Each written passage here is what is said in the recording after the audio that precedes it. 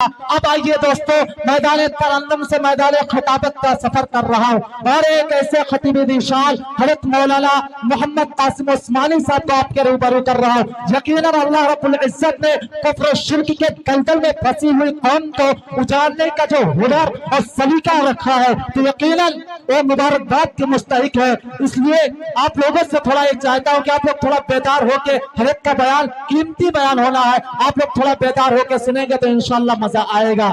چار مصرے پڑھ کر اور میدان ترنم سے میدان خطابت کا سفر کروں گا کہ مقتل کی طرف اب جاتے ہیں، مقتل کی طرف اب جاتے ہیں، اے موت تیری لب چوم کے ہم لے جام شہادت پیتے ہیں، ساقی کی ادا پہ جھوم کے ہم شمع یقین کے پروانے شعلے سے محبت کرتے ہیں، اے زیست میری راہوں سے ہٹ ہم موت کی عزت کرتے ہیں۔ یا یہ کہہ دیا جائے کہ خطابت وجد میں آئے تو ہتھیار بن جائے، کبھی نیزہ کبھی خنجر کبھی تلوار بن جائے، اور خطابت کی گل افشانی مسلم ہے زمانے میں کہ نجاشی کے آگے جعفر تیار بن جائے، کہ نجاشی کے آگے جعفر تیار بن جائے۔ آئیے دوستو، بہت ہی خوبصورت بیان ہونا ہے، اس لیے میں آپ لوگوں سے ایک بتا کہہ رہا ہوں کہ اپنے دونوں ہاتھوں کو فضا میں لہرائے اور حضرت مولانا محمد قاسم صاحب کا استقبال کرو۔ سبحان اللہ کی صداؤں میں بولے مچل کے سبحان اللہ، اللہ کے بولے سبحان اللہ، ماشاءاللہ۔ اس وقت گزارش کر رہا ہوں حضرت مولانا محمد قاسم عثمانی صاحب سے کہ آپ تشریف لائیں اور اپنی قیمتی باتوں سے سامعین کو نوازیں۔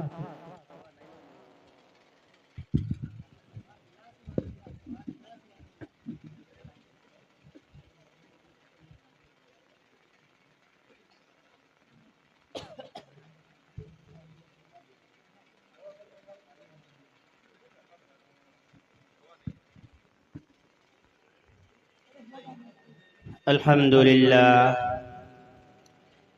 لله نحمده ونستعينه ونستغفره ونؤمن به ونتوكل عليه ونعوذ بالله من شرور أنفسنا ومن سيئات أعمالنا، من يهده الله فلا مضل له ومن يضلله فلا هادي له، فإن الله جل وعلا قال في كتابه العظيم والفرقان الحميد: فأعوذ بالله من الشيطان الرجيم، بسم الله الرحمن الرحيم: التائبون العابدون الحامدون السائحون الراكعون الساجدون الآمرون بالمعروف والناهون عن المنكر والحافظون لحدود الله وبشر المؤمنين۔ وجاء في الحديث عن أبي هريرة رضي الله عنه قال: قال النبي صلى الله عليه وسلم: إذا عظمت أمة الدنيا نزعت منها هيبة الإسلام، وإذا تركت الأمر بالمعروف والنهي عن المنكر حرمت بركة البحر، وإذا تشابت أمتي سقطت من عين الله۔ آنکھوں کے چین دل کے سہارے حسین ہیں، آنکھوں کے چین دل کے سہارے حسین ہیں، سرتاج انبیاء کے دلارے حسین ہیں، سرتاج انبیاء کے دلارے حسین ہیں۔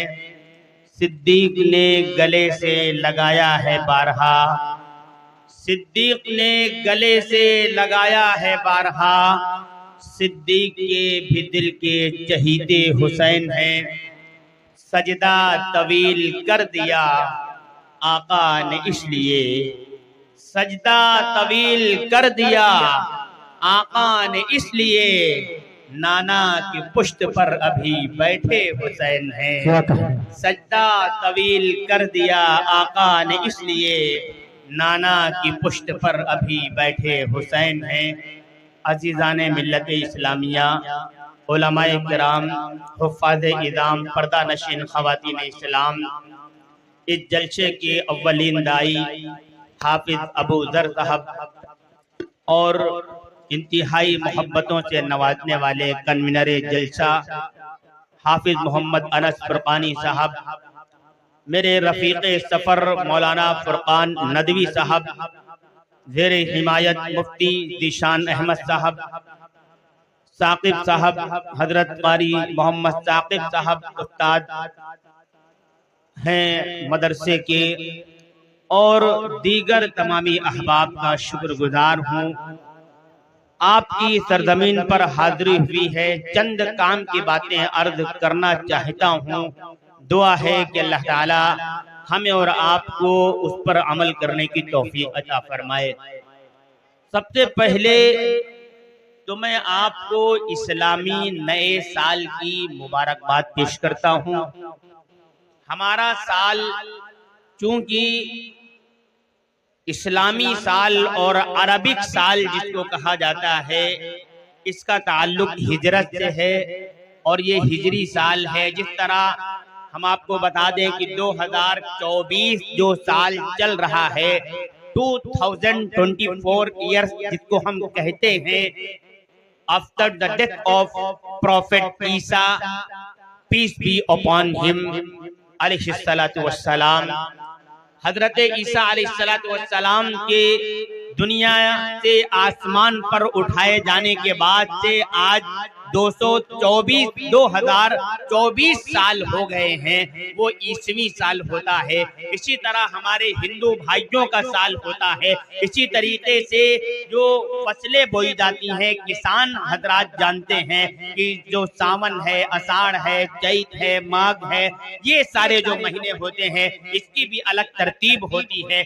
इसी तरीके से हमारी जो तरतीब है, इस्लामी तरतीब है, उसका ताल्लुक चांद से है, उसका ताल्लुक हिजरी साल से है। हमारी ईद हो या हमारी बकरीद हो या हमारा मुहर्रम हो या शाबान हो या रमजान हो या यौम आशूरा हो, कोई भी हमारा त्योहार हो, कोई भी हमारा धार्मिक प्रोग्राम हो, खास तौर से उसका ताल्लुक अरबी के महीने से होता है। लेकिन हमें और आपको अफसोस के साथ कहना पड़ता है कि अगर आज हमें अरबी की तारीख मालूम करनी होती है तो हमें पता नहीं होती है, हमें हाफिज जी से पूछना पड़ता है, मौलाना साहब से पूछना पड़ता है, इमाम साहब से पूछना पड़ता है, इसलिए कि हमने समझा नहीं कि हमारा इतिहास क्या है, हमने समझा नहीं कि हमारी तारीख क्या है, हमने समझा नहीं कि हिजरी साल क्या है। एक मर्तबा हजरत उमर बिन खत्ताब रजी अल्लाह तआला अन्हु आप के पास एक खत आया। हजरत अबू मूसा अशअरी रजी अल्लाह तआला अन्हु का खत आया। उसमें लिखा हुआ था महीना शाबान, लेकिन ये नहीं लिखा हुआ था कि ये शाबान इस साल का शाबान है, 2 साल पहले का शाबान है, ये किस महीने का शाबान है। तो अब बात एक गड़बड़ हो गई, कंफ्यूजन पैदा हुआ कि आखिर ये किस साल का शाबान है। मजलिस शूरा तलब की गई, मजलिस शूरा बुलाई गई। जिस तरह अरकान पार्लियामेंट होते हैं उनको बुलाया जाता है, राय मशवरा होता है, इस तरीके से वो हुक्मरां जो अमीरुल मोमिनीन खलीफा सानी हजरत उमर बिन खत्ताब रजी अल्लाह तआला अन्हु, एक ऐसा नाम जिनके नाम से और जिनकी हुक्मरानी से इस्लाम का परचम 32 लाख स्क्वायर किलोमीटर पर लहराता चला गया, वो खलीफा हजरत उमर बिन खत्ताब रजी अल्लाह तआला अन्हु मजलिस शूरा को तलब करते हैं। कौन है मजलिस शूरा के अंदर बैठने वाले? हजरत अली रजी अल्लाह तआला अन्हु, हजरत उस्मान बिन अफ्फान रजी अल्लाह तआला अन्हु, हजरत अब्दुर्रहमान बिन औफ रजी अल्लाह तआला अन्हु, हजरत साद रजी अल्लाह तआला अन्हु, हजरत अबू उबैदा बिन जर्राह रजी अल्लाह तआला अन्हु, अकाबिर सहाबा उस वक्त मौजूद है और मजलिस शूरा मुनक़िद होती है। अब फैसला ये होता है, राय ये मांगी जाती है कि ये बताओ हम अपने साल का तरतीब कैसे बनाएं, अपना कैलेंडर कैसे मुरतब करें। भाई हिंदी का कैलेंडर ये है, इंग्लिश का कैलेंडर ये है और साहब ईस्वी का कैलेंडर ये है, फिर हमारा कैलेंडर क्या हो, कौन सी तारीख हो, कैसे पता चले कि हमारी याद कौन सी तारीख है। हमारे जो पुराने लोग हैं आज भी अरबी की तारीख को अपनी तारीख कहते हैं कि नहीं कहते हैं कि आज अपनी कितनी तारीख है, मतलब ये है कि इस्लामी महीने की आज कितनी तारीख है। तो अब सवाल पैदा हुआ कि कैसे मुरतब किया जाए कैलेंडर को, किस तरीके से तरतीब बनाई जाए। कुछ लोगों ने, कुछ सहाबा ने ये राय दी کہ حضور اکرم صلی اللہ علیہ وسلم جب پیدا ہوئے تھے اس سے بڑا کوئی واقعہ نہیں ہو سکتا دنیا کے اندر. جب پوری دنیا اندھیرے میں ڈوب چکی تھی، پوری دنیا اندھکار کا شکار ہو چکی تھی، پوری دنیا کے اندر ایک اللہ کو ماننے والا کوئی نہیں تھا، پوری دنیا کے اندر تمام طرح کی کفر، ضلالت، گمراہی عام ہو چکی تھی، پھیل چکی تھی. ایسے وقت میں اللہ رب العزت والجلال کو ترس آیا انسانیت پر، مخلوق پر، مانوتا پر، ہیومن بینگ پر، اور اللہ تعالیٰ نے قرآن پاک میں بیان فرمایا لقد من اللہ علی المؤمنین اذ بعث فیہم رسولا منہم یتلو علیہم آیات. فرمایا کہ حضور کی بعثت اور حضور کی پیدائش، امام الانبیاء کی پیدائش اس دنیا کے اندر جو ہوئی ہے وہ اس امت کے اوپر ہی نہیں بلکہ پوری کائنات کے اوپر، پورے یونیورس کے اوپر، پوری دنیا کے اوپر ایک اللہ کا احسان عظیم ہے. قرآن کے الفاظ ہیں لقد من اللہ، لقد من اللہ، اللہ تعالیٰ کا احسان ہے تمام انسانیت پر کہ اللہ تعالیٰ نے ان میں حضور اکرم صلی اللہ علیہ وسلم کو بھیج دیا اور آپ کو پیدا کیا. تو بہت سے لوگوں کی یہی رائے تھی کہ حضور اکرم صلی اللہ علیہ وسلم جب پیدا ہوئے تھے اس کو بنیاد بنایا جائے اور کیلنڈر کو مرتب کیا جائے، اسلامی کیلنڈر کو وجود بخشا جائے. کچھ لوگوں نے رائے یہ دی کہ حضور اکرم صلی اللہ علیہ وسلم کی جب وفات ہوئی تھی اس کو سامنے رکھا جائے، اس لیے کہ آپ کی وفات ایک ایسا سانحہ ہے، ایک ایسا واقعہ ہے، امام الانبیاء کا اس دنیا کے اندر جانا.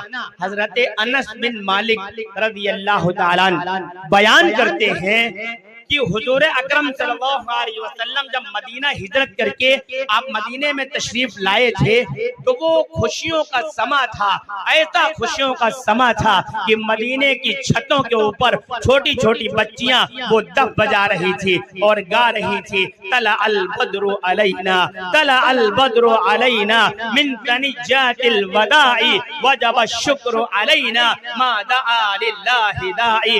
آج تو 14ویں رات کا چاند ہمارے اوپر طلوع ہوا ہے، ایک ایسا خوش نصیب دن کہ مدینے کے اندر جشن منایا جا رہا ہے، مدینے کے اندر سواگت کی تیاری کی جا رہی ہے، استقبال کی تیاری کی جا رہی ہے، فرشتے نغمے گا رہے ہیں، بچیاں نغمے گا رہی ہیں. اس سے زیادہ خوشی کا دن کون ہو سکتا تھا؟ لیکن حضرت انس آگے فرماتے ہیں جس دن امام الانبیاء حضرت محمد صلی اللہ علیہ وسلم کا وصال ہوا، آپ کا انتقال ہوا، ایسا لگتا تھا کہ آج قیامت آ جائے گا، ایسا لگتا تھا کہ ہمارے اوپر قیامت ٹوٹ پڑی ہے، ایسا لگتا تھا، ایسا محسوس ہوتا تھا کہ آج سورج غروب ہو گیا ہے، آج سورج نہیں نکلے گا، پوری دنیا کے اندر اندھیرا چھا جائے گا.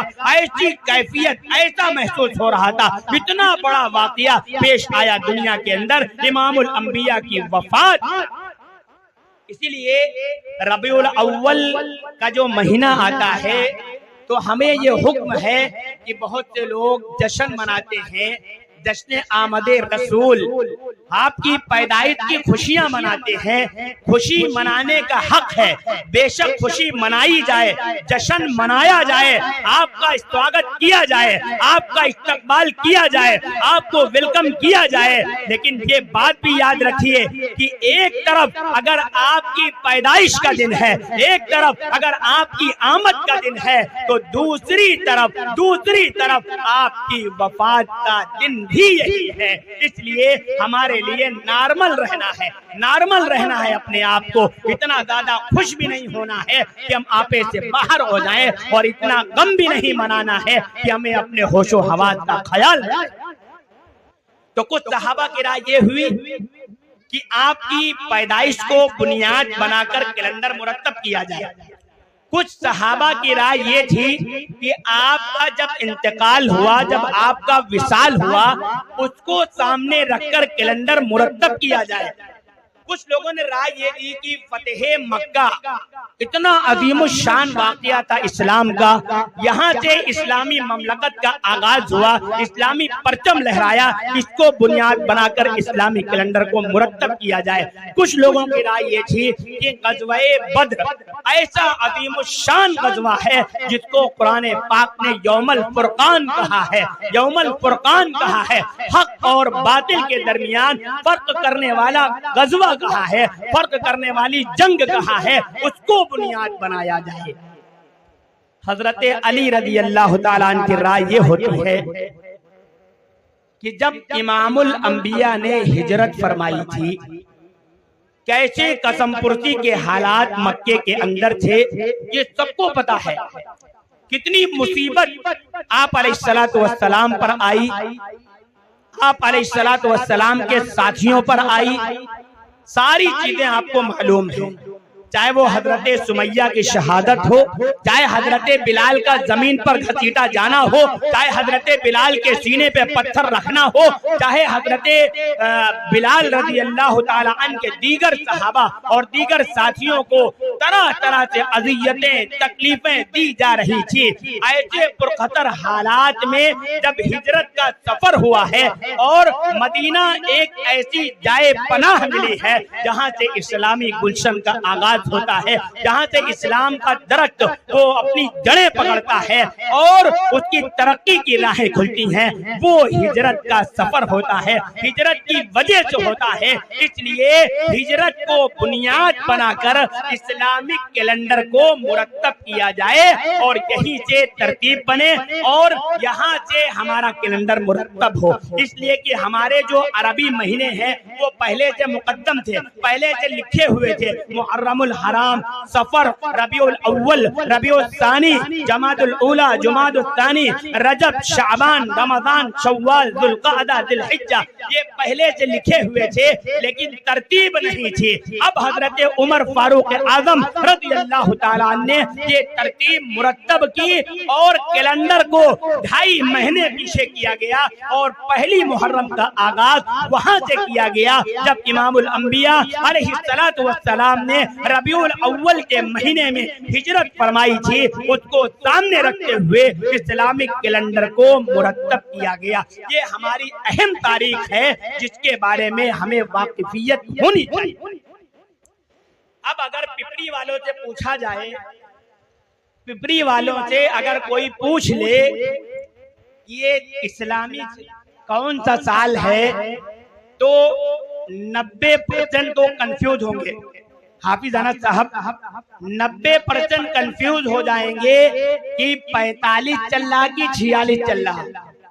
جب انگریزی والا آتا ہے، انگریزی والا آتا ہے تو 3-4 دن پہلے ہی سے happy new year, happy new year, happy new year, لیکن جب اپنا آتا ہے، اسلامی سال آتا ہے تو اس کے بارے میں ہمیں یہی نہیں پتا ہوتا ہے کہ یہ 1445 ہے کہ 46 ہے۔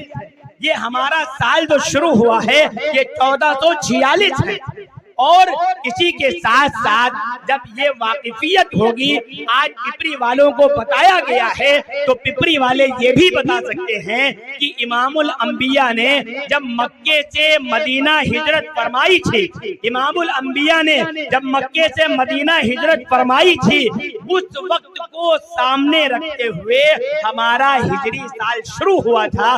یہ ہمارا ہجری سال ہے جو ابھی شروع ہوا ہے، جس کی آج 10 تاریخ ہے۔ یہ ہمارا ایک بہت اہم گفتگو تھی، بہت اہم موضوع تھا جس کے بارے میں ہمارے نوجوانوں کو پتا نہیں رہتا ہے، اس لیے میں نے یہ بات آپ کے سامنے عرض کر دی۔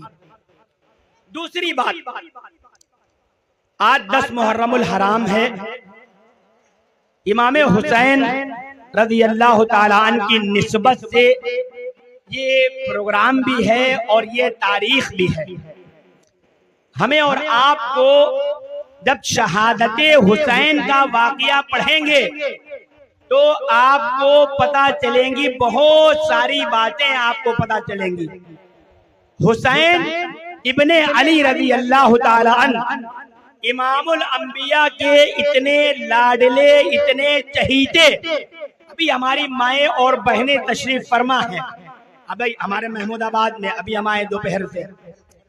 ہماری مائیں اور بہنیں ایک بڑی تعداد میں گاؤں گاؤں میں جہاں جہاں کربلا ہوتی ہے یا جہاں جہاں بھی تعزیے کو دفن کرنے کی روایت ہوتی ہے، ہماری مائیں اور بہنیں کس حیثیت سے جاتی ہیں، کیسے جاتی ہیں، کس حالت میں جاتی ہیں، دوپٹہ کہاں ہوتا ہے اور ہمارا نقاب کہاں ہوتا ہے، ہمارا نقاب کیسا ہوتا ہے، یہ ساری چیزیں اپنی کھلی آنکھوں سے سارے لوگ دیکھتے ہیں، غیر بھی دیکھتے ہیں، اور ڈھول اور تماشے کی دھن پر کیا کیا نہیں ہوتا ہے یہ ہمیں اور آپ کو اچھی طریقے سے معلوم.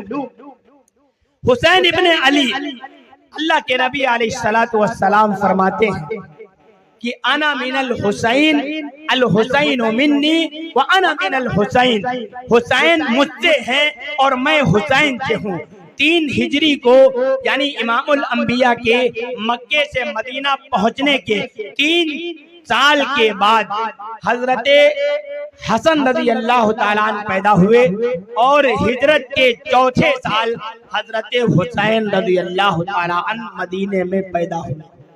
ہمارا المیہ یہ ہے کہ ہم حضور کے نواسوں کے بارے میں صرف اتنا جانتے ہیں کہ ایک حسن ہے، دوسرے حسین ہے، اور پپری والوں تیسرے کے بارے میں آپ کو پتا ہے، تیسرے کے بارے میں آپ کو معلوم ہے کہ تیسرا بھی کوئی نواسا ہے، چوتھا بھی کوئی نواسا ہے.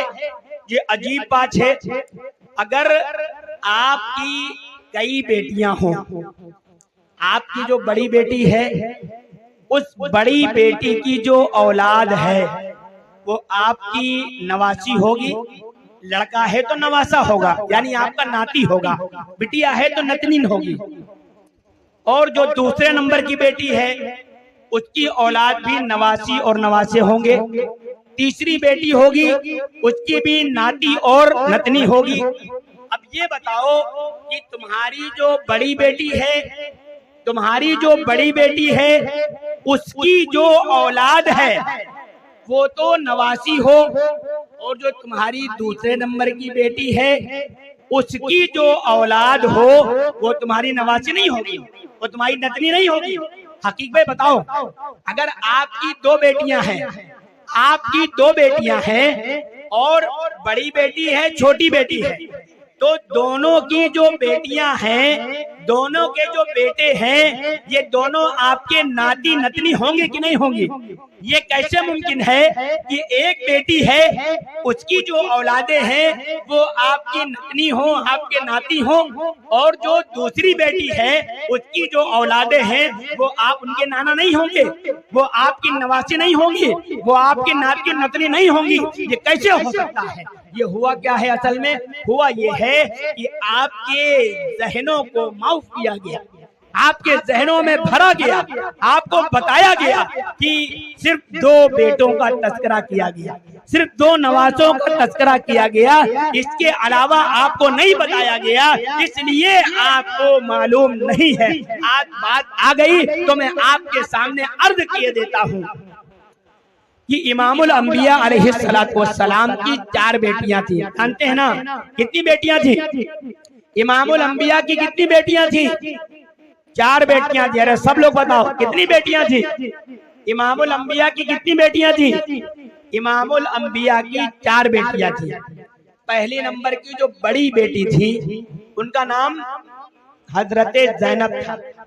بڑی بیٹی کا نام حضرت زینب تھا. دوسری بیٹی کا نام حضرت رقیہ تھا. تیسری بیٹی کا نام حضرت ام کلثوم تھا. اور چوتھی بیٹی کا نام حضرت فاطمہ زہرا رضی اللہ تعالیٰ عنہا تھا. اب آپ کی جو بڑی بیٹی تھی حضرت زینب رضی اللہ تعالیٰ عنہا، آپ کے شوہر نامدار حضرت ابو العاص بن ربی رضی اللہ تعالیٰ عنہ، آپ سے دو اولادیں ہوئی. ایک لڑکی تھی اس کا نام امامہ تھا، اور ایک صاحبزادے تھے جن کا نام علی تھا۔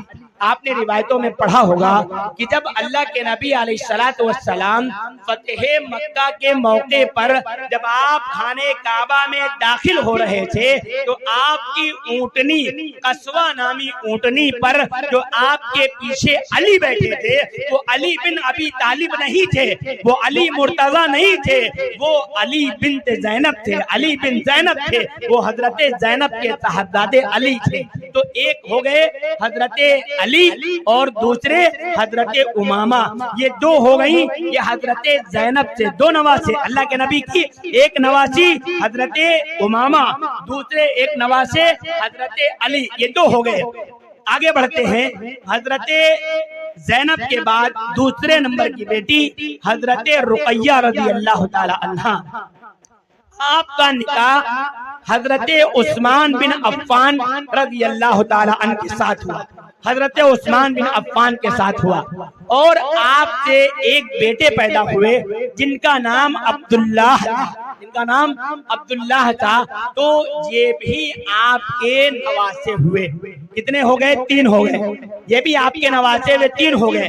جب حضرت رقیہ کا انتقال غزوہ بدر کے موقع پر ہو گیا مدینے کے اندر، حضرت عثمان غنی رضی اللہ تعالیٰ عنہ ان کی تیمارداری میں لگے ہوئے تھے، جب ان کا انتقال ہو گیا تو حضرت رقیہ رضی اللہ تعالیٰ عنہ کے بعد حضرت ام کلثوم کا نکاح اللہ کے نبی علیہ الصلوۃ والسلام نے حضرت عثمان بن عفان سے کر دیا۔ اسی لیے حضرت عثمان کو ذو النورین کہا جاتا ہے، 2 نور والا کہا جاتا ہے، ایک ایسے خوش نصیب انسان پوری روح زمین پر، پوری کائنات کے اندر، پوری دنیا کے اندر کوئی ایسا خوش نصیب نہیں ہے جس کے نکاح میں کسی نبی کی 2 بیٹیاں آئی ہو سوائے حضرت عثمان بن عفان کی۔ یہ فضیلت صرف اور صرف حضرت عثمان بن عفان کے حصے میں آئی ہے، اس لیے حضرت عثمان بن عفان سے دوسری بیٹی حضرت ام کلثوم کا نکاح کر دیا اور ان سے کوئی اولاد نہیں ہوئی۔ تیسرے کے بعد چوتھے نمبر کی جو بیٹی ہے ان کا نام تو سب جانتے ہیں، کیا نام ہے؟ سب لوگ بتاؤ۔ حضرت فاطمہ رضی اللہ تعالی عنہا، وہ آپ کی چوتھے نمبر کی صاحبزادی ہے۔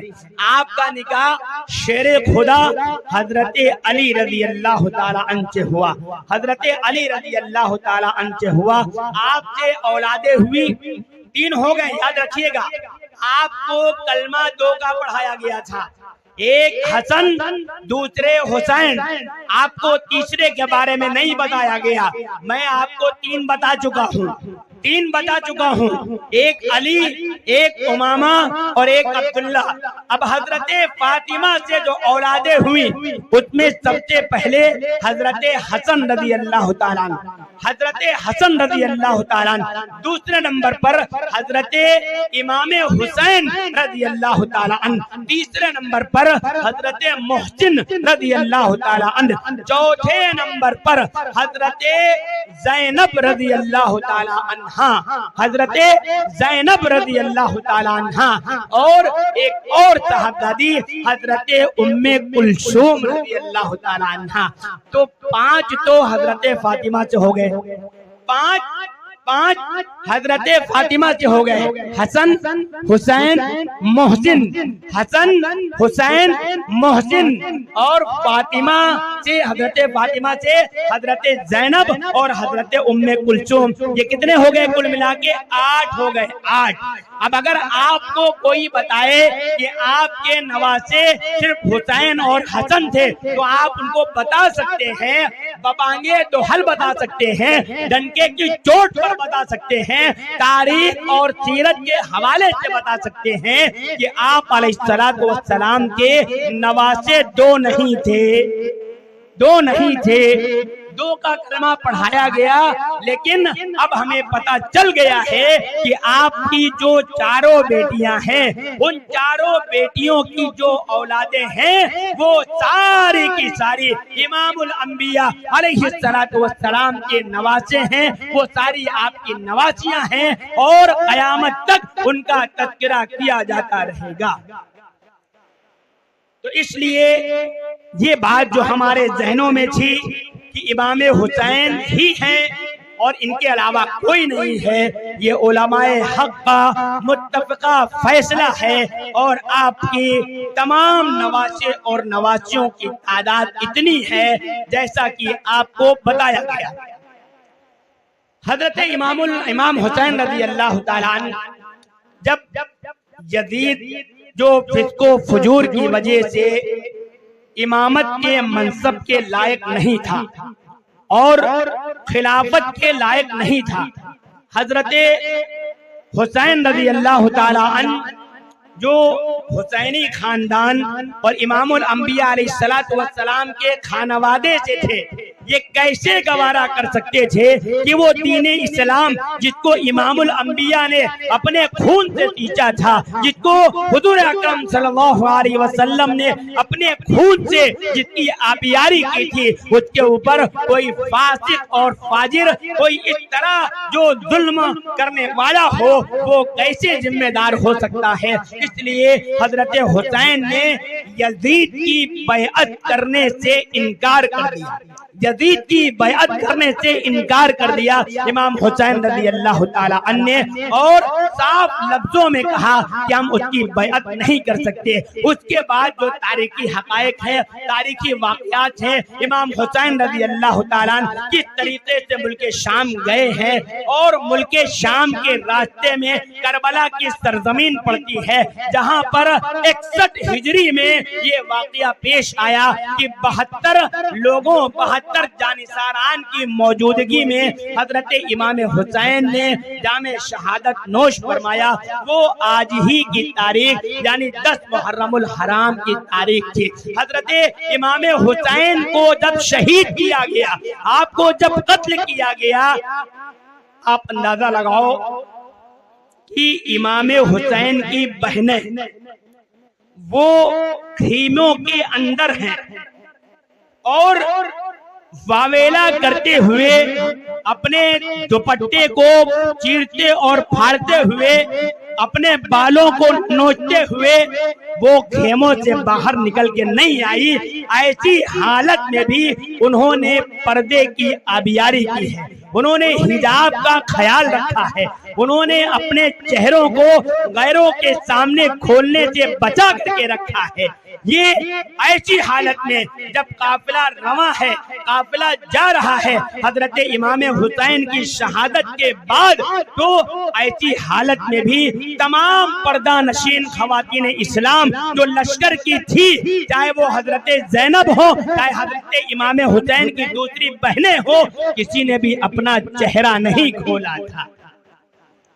और आज हमारी माएं और बहनें इन्हीं मुहर्रम के जुलूस में या मार्केटों में या बाहर अपने चेहरों की नुमाइश करते हुए और न जाने क्या क्या कौन कौन से प्रोग्रामों में वो खुले आम इस्लाम के पर्दे की अजीम शान जो अल्लाह की तरफ से फर्जियत है, अल्लाह की तरफ से एक शिआर है, हिजाब इस्लाम का शिआर है, हिजाब इस्लाम की पहचान है, हिजाब खातूने जन्नत की ये तमाम तरीके की जीनत है, ये दुपट्टा ये औरत की जीनत है, ये दुपट्टा औरत का वकार है, ये दुपट्टा ये औरत की पहचान है।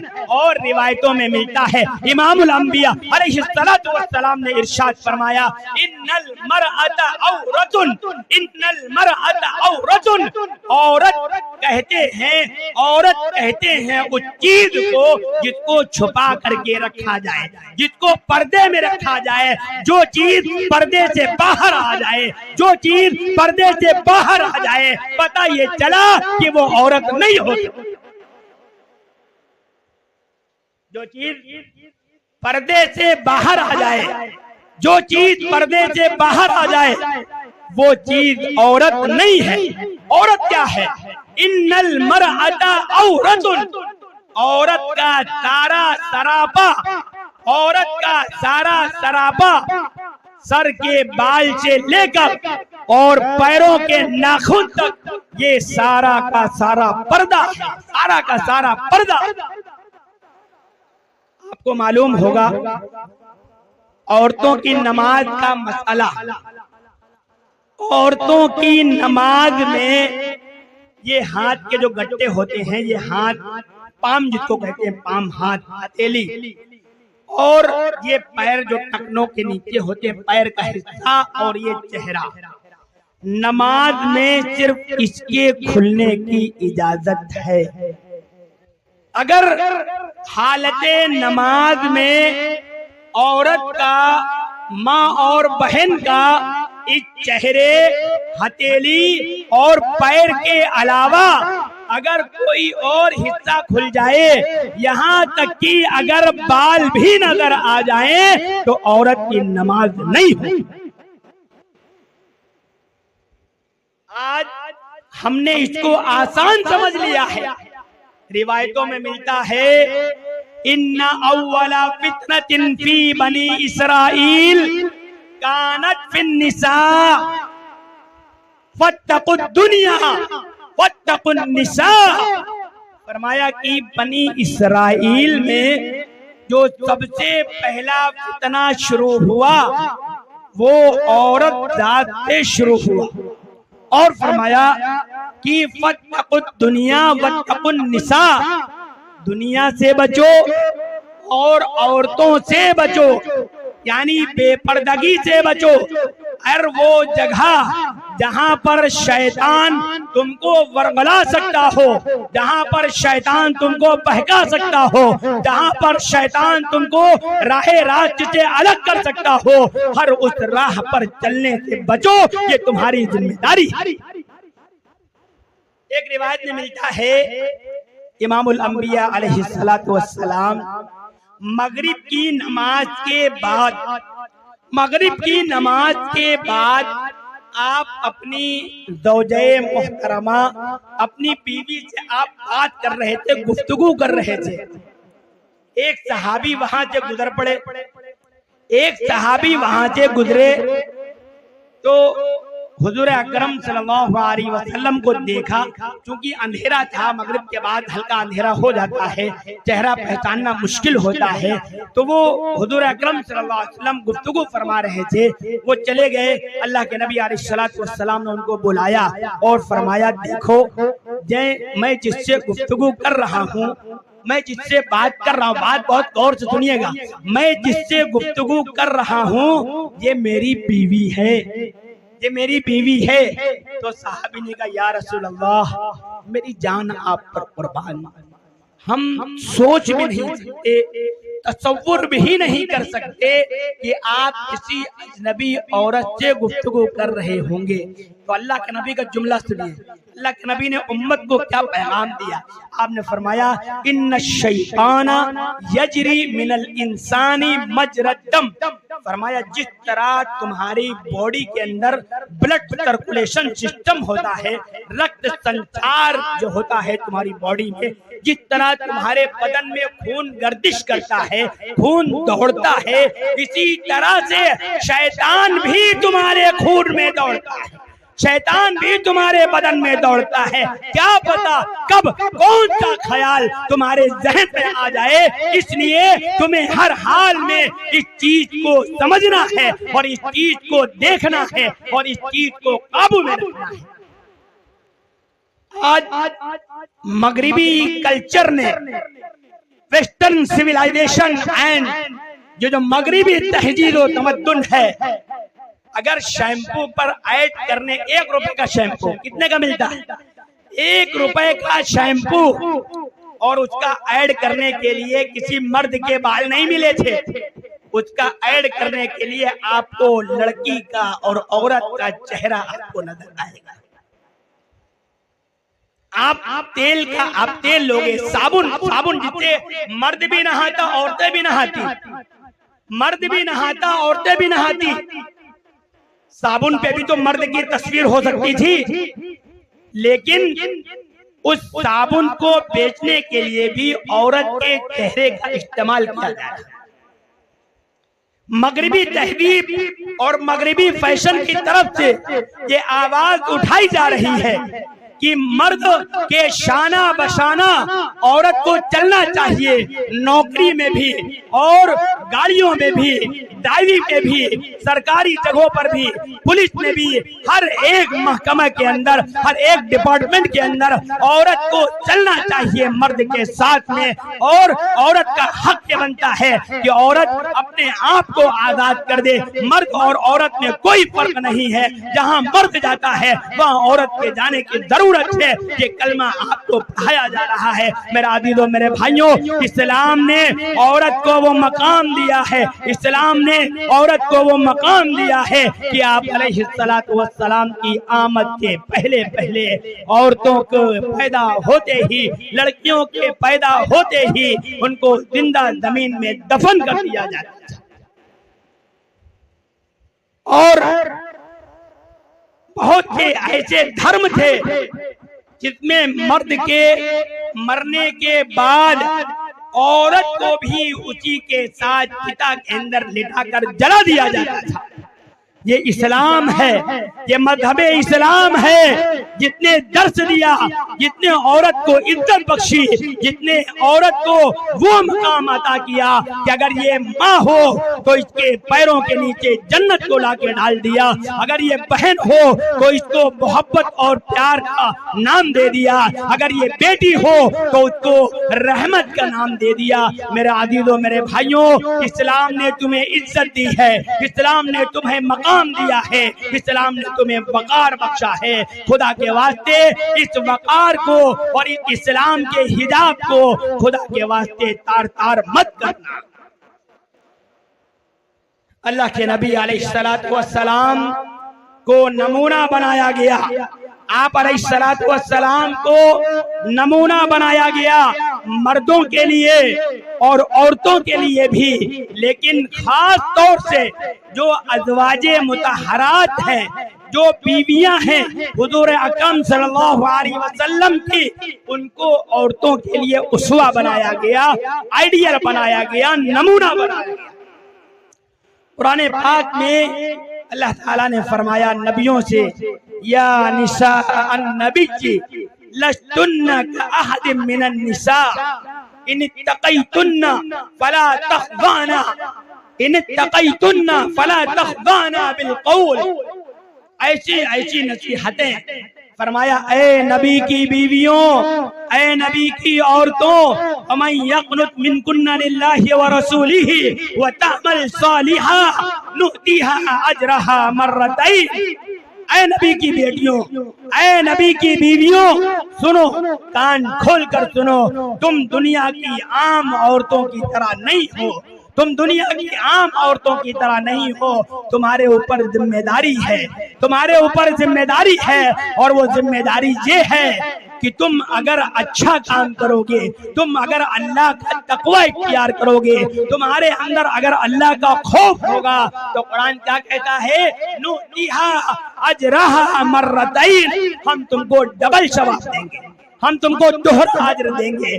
और औरतों को ये पैगाम दिया, नबियों की बीवियों को, वक़रना फी बुयूतिकुन्ना, अपने घरों के अंदर रहा करो, बगैर जरूरत के बाजारों में न फिरा करो, बगैर जरूरत के घरों से बाहर न निकला करो। इसीलिए लिखा है रिवायतों में कि मर्द के लिए मस्जिद में नमाज पढ़ना अफजल है और औरत के लिए घर में नमाज पढ़ना अफजल। यही नहीं, इतना ही नहीं, बल्कि अगर औरत सहन के अंदर नमाज पढ़ रही है, इसके मुकाबले में अगर वो कमरे के अंदर नमाज पढ़ रही है तो कमरे के अंदर ज्यादा सवाब है सहन के मुकाबले में। क्योंकि औरत, मैंने बताया, इन्नल मरअत औरतुन, औरत पर्दे की चीज है, औरत छुपाने की चीज है, औरत पर्दे की चीज है, इसको पर्दे में रखा गया है। तो जिस तरह मर्द के लिए मस्जिद के अंदर नमाज पढ़ना अफजल है, इसी तरह औरत के लिए घर के अंदर नमाज पढ़ना अफजल है। इसलिए हुजूर अकरम सल्लल्लाहु अलैहि वसल्लम के अज़वाजे मुतहहरात से ये बात कही गई, वक़रना फी बुयूतिकुन्ना, अपने घरों के अंदर रहा करो, वला तबर्रजना तबर्रुजल जाहिलियतिल ऊला, और जाहिलियत के जमाने में जिस तरह औरतें रहा करती थी उस तरह तुमको रहने की इजाजत नहीं है। हुजूर अकरम सल्लल्लाहु अलैहि वसल्लम की आमद से पहले खाने काबा ये हजरत आदम ने तामीर किया, हजरत आदम ने बनाया था। इस खाने काबा में अहले अरब नंगे होकर तवाफ करते थे, नंगे होकर। खाने काबा के अंदर मर्द और औरतें ये नंगे होकर तवाफ करते थे और ये दलील देते थे कि जिन कपड़ों में हम गुनाह करते हैं, जिन कपड़ों में हम गुनाह करते हैं, उन कपड़ों के साथ हम खाने काबा का तवाफ कैसे कर सकते हैं। आप तसव्वुर करो कि खाने काबा, वो अर्ज़े मुक़द्दस सरजमीन, वो बाबरकत सरजमीन जिसके बारे में अल्लाह रब्बुल इज्जत वल जलाल अमन का दारुल अमन कहता है, बलदे अमीन कहता है। एक औरत जात अपने कपड़ों को उतार कर और अपने कपड़ों को उतार कर वो खाने काबा का तवाफ करती थी। इमामुल अंबिया अलैहिस्सलातु वस्सलाम ने इन सारी चीजों पर पाबंदी लगाई और औरत को औरत बनाया, औरत को औरतों का मकाम अता फरमाया। इसलिए फरमाया वला तबर्रजना तबर्रुजल जाहिलियतिल ऊला, जिस तरह जिहालत के जमाने में रहते थे उस तरह तुमको रहने की इजाजत नहीं है। अब तुमको कैसे रहना है। या निसा अन्नबी जी साफ लफ्जों में कहा सहाबा से, वइज़ा सअलतुमुहुन्ना फस्अलूहुन्ना मिन वराई हिजाब। ये चाहे कर्नाटक का हाई कोर्ट हो और चाहे दिल्ली का सुप्रीम कोर्ट हो और चाहे यूनिवर्सिटी हो ईरान की, चाहे पेरिस की, चाहे ब्रिटेनिया की, चाहे युगांडा की, जहाँ जहाँ पर भी पर्दे और हिजाब के बारे में जहाँ जहाँ भी कवानीन बनाए जा रहे हैं, खुदा की कसम आपके, अगर आप ये इरादा कर ले, आप ये तहैया कर ले कि आपको पर्दे में रहना है, आपको हिजाब की पाबंदी करना है, आप कोई मर्द का बच्चा पैदा नहीं हुआ है जो आपकी इज्जत की तरफ आंख उठा करके भी देख सके।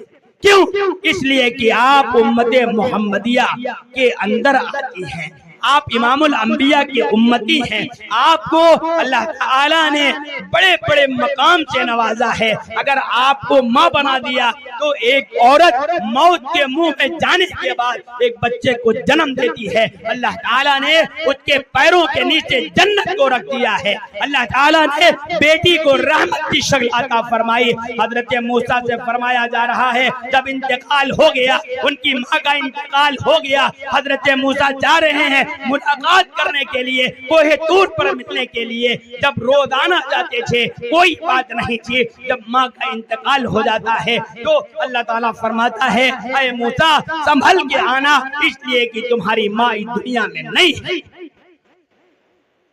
इसलिए मेरे अजीजों, मेरे भाइयों, हमारी और आपकी जिम्मेदारी है, जहाँ शुहदाए इस्लाम, शुहदाए करबला जब वो शहीद होते हैं, उनकी माएँ और बहनें, खवातीन इस्लाम, वो अपने पर्दे को खोलती नहीं हैं, अपने हिजाब के साथ वावेला नहीं करती हैं, अपने पर्दे के साथ वो जो काम करना चाहिए, जो अदब होना चाहिए, जो एहतराम होना चाहिए, उन्होंने हमेशा बचा करके रखा है। इसलिए हमारी और आपकी जिम्मेदारी बनती है कि हम इस चीज का ख्याल रखें। हर हाल में कोई भी मौसम हो, चाहे हमारे यहाँ मेले हो, चाहे उर्स हो, चाहे मुहर्रम हो, चाहे रमजान हो, चाहे ईद के और कोई त्योहार हो, हमें हर हाल में खुदा की बताई हुई तालीमात को सामने रखना है। नबी की अज़वाज से ये बात कही जा रही है, नबियों की बीवियों के बारे में ये बात कही जा रही है, वइज़ा सअल्तुमूहुन्ना, जब तुम अज़वाजे मुतहरात से कुछ मांगो, फस्अलूहुन्ना मिन वराई हिजाब, तो वहां भी हिजाब का ख्याल रखो। पर्दा वो चीज है कि उस वक्त के सबसे ज्यादा बाहया मर्द सहाबाए कराम, जिनके बारे में अल्लाह ताला का फरमान है, उलाइकल लज़ीना अम्तहना अल्लाहु क़ुलूबहुम लित्तक़वा, अल्लाह ताला उनके दिलों का इम्तिहान देने वाला है, उनका एग्जामिनर है और सहाबा एग्जाम देने वाले हैं। अल्लाह ताला ने मोहर लगा दी, उलाइका हुमुल मुफ़्लिहून रज़ियल्लाहु अन्हुम व रज़ू अन्हु, वो सहाबाए कराम और अज़वाजे मुतहरात जो नबी की हरम सरा है, नबी की बीवियां हैं, सबसे ज्यादा पाकीज़ा हैं, मुकद्दस हैं, उनके बारे में ये बात कही जा रही है कि तुम्हें पर्दे का और हिजाब का ख्याल रखना है। लिखने वालों ने लिखा है कि अगर पढ़ाने की जगह खाने काबा हो, पढ़ने की चीज कुराने पाक हो, पढ़ाने वाला अब्दुल कादिर जिलानी हो, पढ़ने वाली बहुत नेक औरत हो, उस वक्त भी इजाजत नहीं है कि एक मर्द एक औरत से बेहिजाब इस तरीके से तालीम दे, इसकी भी इजाजत हमें नहीं दी गई। इसलिए जहां मुहर्रमुल हराम से मैं अपनी बात को खत्म कर रहा हूं, मैं जो पैगाम है तो इन लफ्जों में मैं आपको बता रहा हूं कि सबसे पहली बात जो मैंने बताई आपसे कि इस्लाम और हिजरी साल जिस तरह इंग्लिश का साल होता है, जिस तरीके से ईसवी साल होता है, हिंदी का साल होता है, इस तरह हमारा हिजरी साल ये है और इसकी तारीख हिजरत से जोड़ी गई जो हजरत उमर फारूक आजम रज़ी अल्लाह ताला अन्हु की मशवरे से और आपकी राय से ये फैसला हुआ। दूसरे नंबर पर इमामुल अंबिया अलैहिस्सलातु वस्सलाम की 4 बेटियां थी, एक बेटी नहीं थी, हजरत ज़ैनब, हजरत रुक़ैया, हजरत उम्मे कुलसूम, हजरत फातिमा। इमामुल अंबिया के सिर्फ 2 नवासे नहीं थे, बल्कि हजरत ज़ैनब से हजरत अली और उमामा, हजरत रुक़ैया से हजरत अब्दुल्ला, हजरत फातिमा से हजरत हसन, हजरत हुसैन, हजरत मोहसिन, हजरत ज़ैनब, हजरत उम्मे कुलसूम। ये पैगाम। और तीसरे नंबर पर कि जिस तरीके से शुहदाए करबला की बहनें मौजूद थी, उन्होंने इस मौके पर भी अपने हिजाब का ख्याल रखा, बेपर्दा सामने नहीं आए। तो हमारी माओं और बहनों की ये जिम्मेदारी बनती है कि वो भी इस चीज का ख्याल रखें और कभी भी अपनी अमानत को, कभी भी अपने आप को बेहिजाबाना बाहर, घरों के बाहर न निकालें। इसलिए कि कुरान पाक ने साफ लफ्जों में सबसे मुखातब करके ये बात कह दी थी, वक़रना फी बुयूतिकुन्ना वला तबर्रजना तबर्रुजल जाहिलियतिल ऊला। इसलिए हमारी और आपकी ये जिम्मेदारी बढ़ जाती है कि पिपरी के इस जलसे से आपको जो खिताब, जो अत्ल खिताब होना है, वो हजरत मौलाना मुफ्ती सलमान साहब मज़ाहिरी दामत बरकातुहुल आलिया का खिताब होना है। और जिस तरह बार बार फोन करके ये बात कही गई, चाहे वो हमारे हाफिज अनस फरमानी साहब हो, कारी मुशीर साहब हो और हमारे अबूजर साहब हो, कि पर्दे के ताल्लुक से कुछ बात अर्ज कर दीजिएगा। इसलिए ये बात आपके सामने अर्ज कर दी गई है। बातें बहुत की थी, बातें बहुत की जा सकती थी, लेकिन वक्त चूंकि 11:15 हो रहा है, इसलिए अभी हमारे सामने शहंशाह तरन्नुम कारी शराफत इस्वानी साहब हमारे बीच मौजूद हैं। इनका कलाम आप समाअत फरमाएंगे اور اس کے بعد علاقے ہی نہیں بلکہ پورے ملک ہندوستان کے بیشتر اضلاع میں اپنی قیمتی خطابات سے نوازنے والی شخصیت حضرت مفتی سلمان صاحب مظاہری دامت برکاتہم العالیہ کا خطاب ہونا ہے، بیان ہونا ہے۔ اس لیے میں نے 4 لفظوں میں جو بات کہی ہے، اگر آپ نے اس کی حفاظت کر لی تو میں سمجھوں گا کہ میرا یہاں آنا کامیاب ہو گیا۔ سب سے پہلے آپ کے سامنے ہجرت کا سال کہاں سے شروع ہوا یہ بات، دوسرے نمبر پر کہ امام الانبیاء علیہ السلام کی بیٹیاں 4 تھیں، آپ کے نواسے اور نواسیاں 8 تھیں، نام بنام اور بیویوں اور ماؤں کے نام کے ساتھ میں نے آپ کو بتا دیا۔ اس کے بعد محرم الحرام کے تعلق سے 10 محرم کو جو واقعہ پیش آیا، ایک بات اور ضمناً عرض کر دوں، ایک شعر یہ کہا گیا کہ اسلام قتل حسین اصل میں مرگ جدید ہے، قتل حسین اصل میں مرگ جدید ہے، اسلام زندہ ہوتا ہے ہر کربلا کے بعد۔ یہ بات کہی جاتی ہے، یہ شعر کہا جاتا ہے، جگر مراد آبادی نے یہ شعر کہا تھا۔ تو میں آپ سے عرض کر دوں کہ والد محترم جناب طیب عثمانی صاحب نے اس شعر کے جواب میں یہ بات کہی تھی کہ اسلام اور کفر کی وہ جنگ ہی نہ تھی، اسلام اور کفر کی وہ جنگ ہی نہ تھی، اسلام زندہ کیسے ہوا کربلا کے بعد؟ اسلام اور کفر کی وہ جنگ ہی نہ تھی، اسلام زندہ کیسے ہوا کربلا کے بعد؟ اس لیے کہ حجۃ الوداع کے موقع پر 10 ہجری میں حضور اکرم صلی اللہ علیہ وسلم پر آیت نازل ہو گئی، اليوم اکملت علیکم نعمتی، آج میں نے اليوم اکملت علیکم، آج میں نے تمہارے لیے تمہارے دین کو مکمل کر دیا ہے، آج کامل ہو گیا تمہارا دین، آج کے بعد تمہارے دین میں کسی بھی چیز کی ضرورت نہیں ہے۔ اور امام الانبیاء علیہ السلام کی وفات نے اس پر مہر لگا دی، آپ خاتم النبیین ہیں، آپ خاتم الانبیاء ہیں، آپ کے بعد دین مکمل ہے۔ حضرت عائشہ رضی اللہ تعالی عنہ فرماتی ہیں، من احدث فی امرنا ھذا ما لیس منہ فہو رد، ہمارے اس دین میں، ہمارے اس دھرم میں اگر کوئی شخص کوئی نئی بات ایجاد کرے